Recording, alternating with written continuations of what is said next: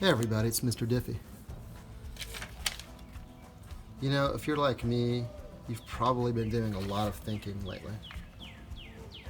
And I've been thinking about the cost of maintaining engines. And the more I think about it, the more I think that somebody could go out there and make a mint maintaining some small motors in particular, because people take their cars to the dealerships where they buy them, usually to service them, or they buy it and take them to another professional. But most people don't take their lawnmowers to get serviced. And while some people do service their equipment, I would say that most people don't. If someone knew how to do all of the things on this list, or if you carried tools and you understood some of the basic mechanics involved and you were hardworking, you could upsell any landscape job very easily by understanding some basic concepts with small motors. If you know how to check a dipstick and refill a crankcase with oil on a lawnmower, and really it's done the same way with a car or a generator.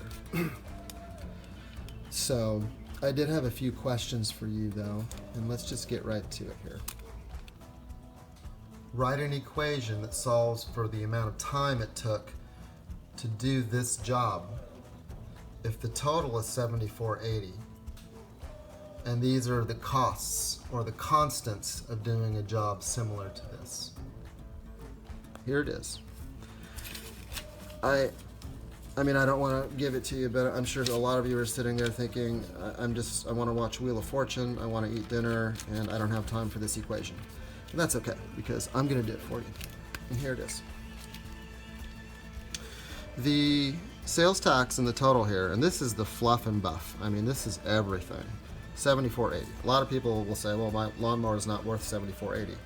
And while that may be true, you need this more than ever if your lawnmower isn't worth $74.80, because it's going to prolong the life of the lawnmower. So, and then there's a lot of other reasons. You could help somebody else save money.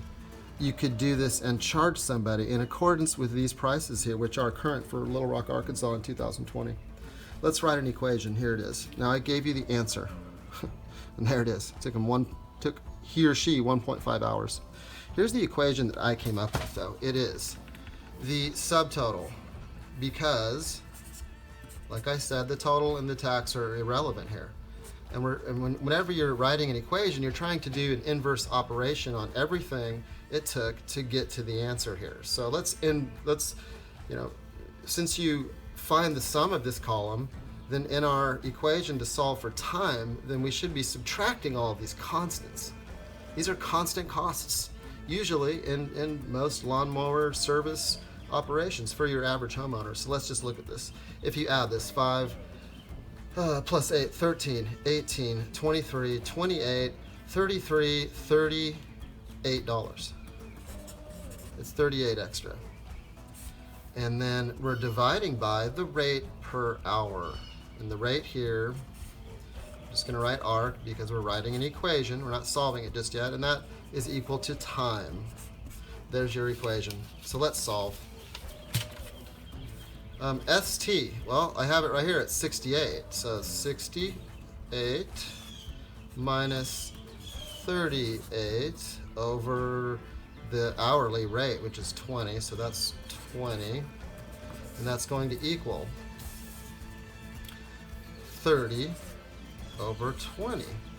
And then finally, the last answer here, we're simplifying this, 30 over 20 is 1.5 hours. You can divide that, and I could do it for you longhand, but I don't want to take the time. So there you have it. Now to the more important question. If you could do all of these things, and if you carry a 3/8 inch ratchet extension in your back pocket, or if you have WD-40 in your truck right now, then maybe you should ask yourself, shouldn't this person be making more than $20 an hour? I think so. And I think there's a market for it right here in Little Rock right now. And I look forward to talking to you next time when we'll look at maybe how to change the oil in a Briggs & Stratton motor.